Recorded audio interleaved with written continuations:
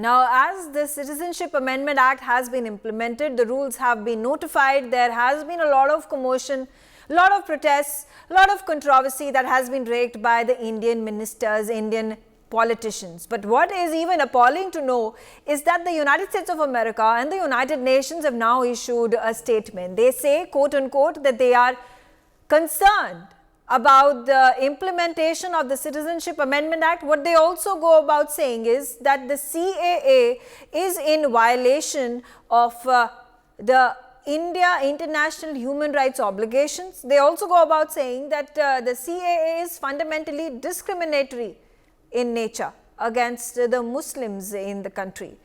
Now, the question I want to ask the United States of America and the United Nations is about the question that should actually be raised by them is about the persecution of minorities in Pakistan, Afghanistan and Bangladesh, of the communities particularly of Hindus, of Sikhs, Buddhists, Jains and Christians. Why has there never been a question raised by these political international organizations and as powerful and formidable country like United States of America about the alarming dwindling of the population of all these minority communities? And the question that is also to be raised to these countries and organizations is the fact that if India goes about protecting these communities, protecting these people, to give them safe havens into their, from all these belligerent nations into India, where is it that there is discrimination being shown against Muslims? Where is it that this is a breach in the international human rights obligations of India? Let's quickly start off this conversation. Joining me on the telecast is Atar Zia. And Atar, quickly a response from you with regards to what do you make of the questions, the concerns that has been raised on the international forum about CAA? Megha, let me tell you that giving citizenship to the persecuted minorities in Pakistan, Afghanistan and other places is a very welcome thing. They should be provided citizenship, not only citizenship, but some incentive also for their livelihood and other things. It is very, very welcome. But you know, I will just let you know, I raised this question with in Times Now also and other places also, that if suppose Muslims would have also been included in it, there would not have been any harm in it. I will give you an example of Assam, because CAA is basically more or less Assam specific. In Assam, in NRC happened and 19 lakh people around were found who came to Assam illegally after 1971. In fact, in 1971 war, non-Bengalis speaking people, whether Muslims or Hindu, they were persecuted in Bangladesh after the Bangladesh got independence. And because of the poverty also, they all came to India for their survival as well as for their, ease of living. Because you know, and what happened, that out of those 19 lakhs people, 15 lakhs or 14 lakhs are Hindus and 5 lakhs are Muslims. Now those people whose generation, who they have worked with Indian Army, with border security force, with government, they are doctors, they are professionals who came after 1971, and as per NRC, they are now no more Indian citizens. Now with this law, which is very, very welcome law, CAA, those 15 lakhs people will be provided citizenship, while those 4 lakhs people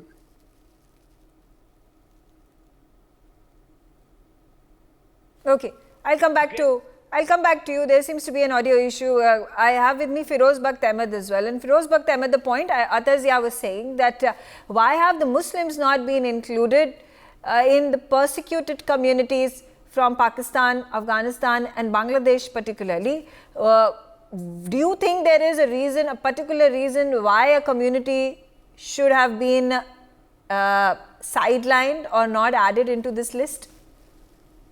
Now, listen, please, Megha, it has nothing to do, this law of CAA it has nothing to do with Hindu and Muslim. Basically, this is meant for all those, all those non-Muslims, whether Hindus, Sikhs, or any kind of a religion.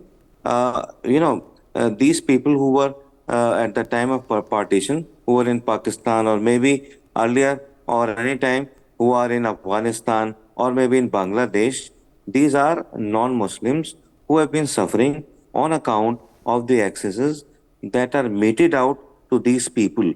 Now, I do not know why people have made it a Hindu-Muslim issue, which it is not, right?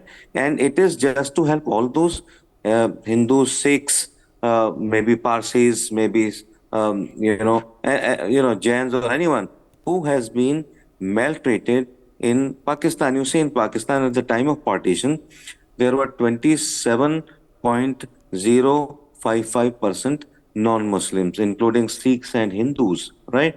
Unfortunately, today there are around 2.03, and same is the case with Bangladesh. So this CAA actually has been created for all those humans who have been suffering, at the hands of these people because they are non-Muslims. And whether it is their business, their houses, nothing is spared. Their girls, they are in fact, forcefully they pick up their girls, they marry them, they convert them. Now it is for these people. And let me just for last 5 seconds, I met some of these people who have come from Sindh, and they live in Majnu ka Tila, right? Now, these people, I mean, unfortunately, they don't have all those rights which Indians have, but they are surviving. At least their girls are not raped, their property is not actually pounced upon, they are not killed. At least they're leading a respectable life. Though they might not be citizens of India, their children might not be studying in the schools, but still, their lives are safe. So it has nothing to do with Muslims. And if any Muslim who, like Okay. But then, some Firoz Mahdi or Bakht Ahmed, a number of politicians, and now obviously this is being mirrored by what the United States and United Nations, other foreign media channels and agencies are saying that this is discriminatory to Muslims. If there are persecuted Hindus and other people from other communities, there are also persecuted members of the Muslim community, whether we talk about the Hazaras or the Ahmadiyas. Why not a similar rollout of a law that will allow these people also to be given India as a safe haven to live? Can I complete my earlier? I'll come back to you, Firoz Bakht Ahmed. If you could respond to this, I'll come back to you. Your question. See, you have asked a very, very genuine question, and let me answer this question. You see, you talked about Ahmadiyas, you talked about Memans, you talked about Mahdis in Pakistan. They have been suffering a lot. Now, India has an option for these people also, right? It might not be similar to CAA, but any time they can apply. I think there is, according to one article, I'll let you know the number of that article. If they cater to that, they will also be, taken as citizens of India. Fair enough. But then the question again arises: why differentiation between Muslims and other people of other community? Why can't they all be under the umbrella of the same law? See, that your question once again is very genuine. It's a sensible question. Okay, why a different form to be filled by them as foreigners? You see, these things are being sorted out, and so far as the Hindus or Sikhs, there are hardly any Sikhs who are allowed to live in a country like Afghanistan. I think there are 26 only who are left in Afghanistan. They also want to come. So, in India, according to the International Resolution for Humanitarian Rights of the Minorities, when India got divided, Indian minorities, by the grace of God, they have all the rights in the world which are actually given to them. But unfortunately, this was not done in Pakistan, Bangladesh, or even in a country like Afghanistan. So Okay. that's why it is for those Hindus or those non-Muslims who have been suffering on account of being Hindus. Okay, all right. So, Firoz, I'm going to come to you, and with regards to what the kind of propaganda that is being spread within the country and outside as well, that the Muslims in our country will have to let go of their citizenship, which is a canard, which is a blatant lie, Nothing and our to. politicians are using this as a political communal polarization ploy to once again gain the sympathies, votes of the vote banks that they have very painstakingly created over the decades of their political careers. See this This is for the Firoz Bakht Ahmed, sir. Sorry, yeah. beg your pardon. This is for Atazia. Sorry. Okay, fine, Yeah, carry on. yeah. Yeah, Mega, this is of course a lie, a propaganda that this law will affect Indian Muslims as far as getting their citizenship is snatched from them. Sorry, my throat is not proper.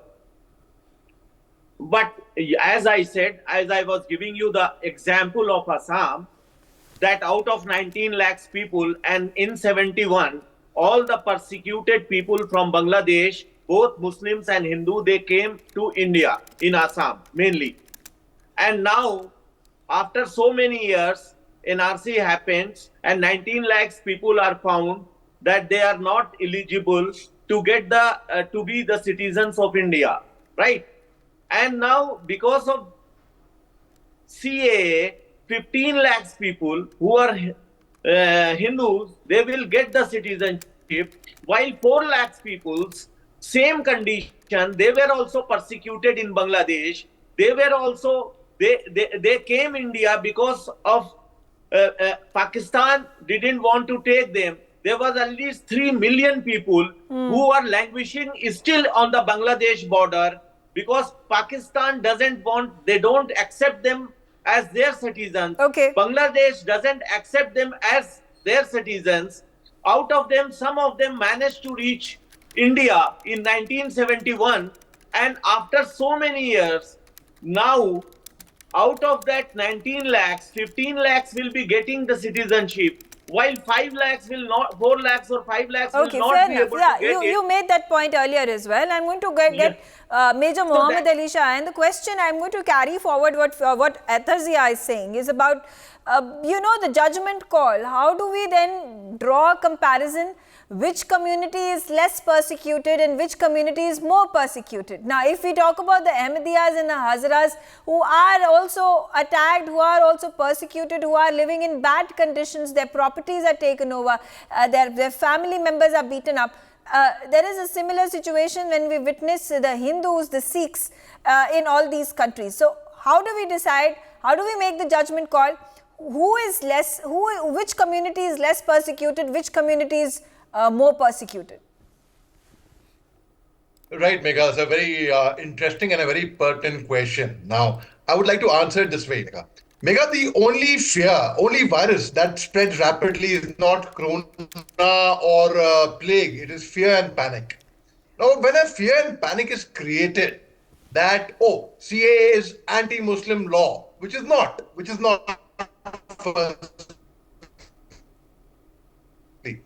So people would be a citizen of the country, including me. I love my country. I'm a very patriotic person. That if someone tells me, and if I am made to believe in a way that, my citizenship would be snatched from me, I would oppose it. I would protest it. I would say, I have fought for the country. I've lived on the borders. I've risked my life. How can my citizenship go? But that's not the case. Firstly, let me assure everyone, CAA is not anti-Muslim in India. It will not affect any Muslim citizen residing in India. Firstly, so उस गलतफहमी का शिकार मुझ जैसे लोग भी हुए हैं, ऐसी बात नहीं है. So now when we come to think of it, yes, rationally, well, the persecuted communities, like for example in Pakistan, the Hindus in the 1947 40, the Hindu minority was for 25%, in fact. Now it's come down to 3% in Pakistan. So we can see over there from 27.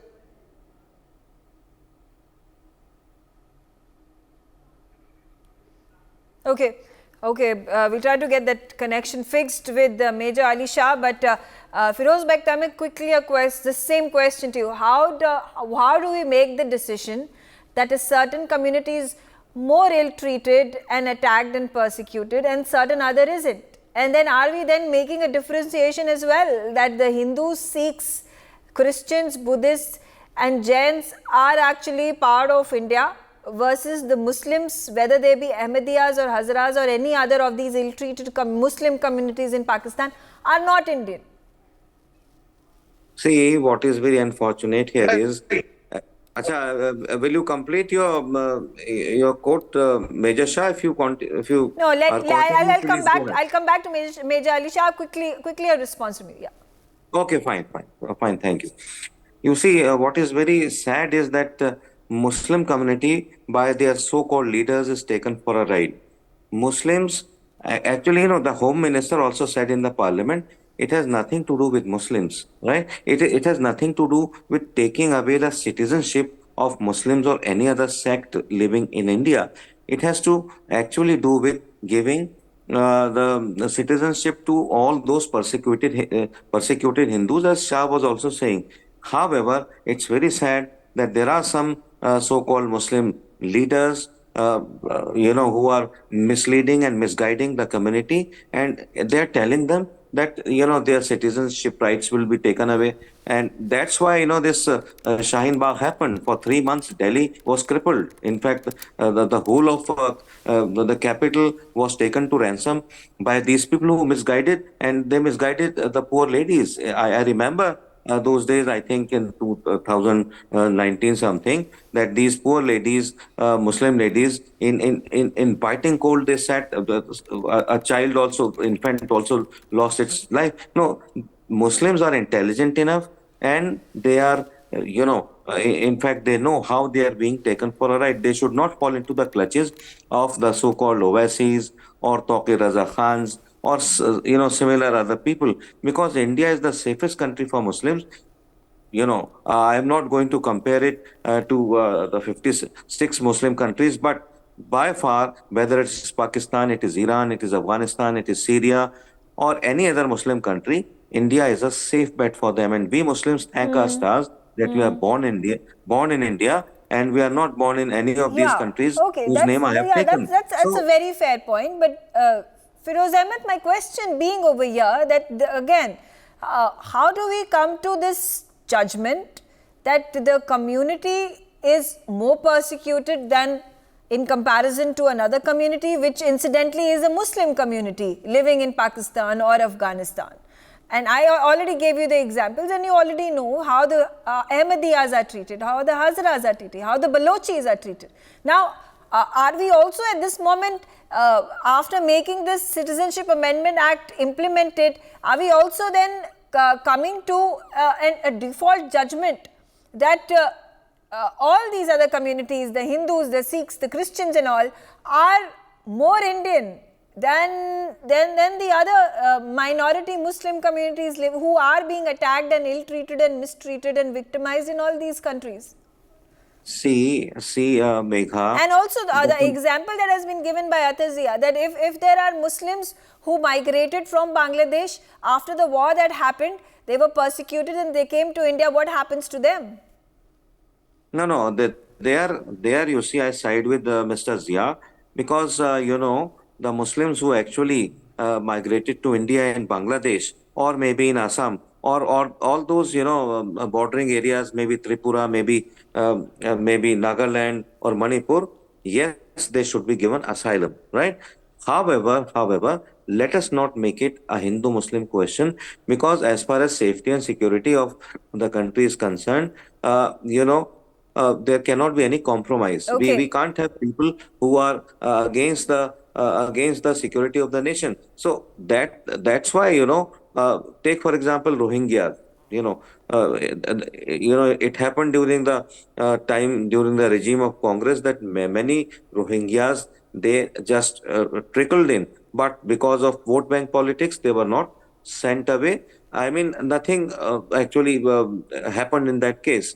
So it's a very, very sensitive issue, and it has to be taken from the point of view of security of the nation, and not just for the increasing vote bank. Okay. And lastly, Yeah. lastly, I heard a very foolish comment by Kejriwal party. That there was some speaker from this party who's that they are calling these Hindus from that place because they want vote bank.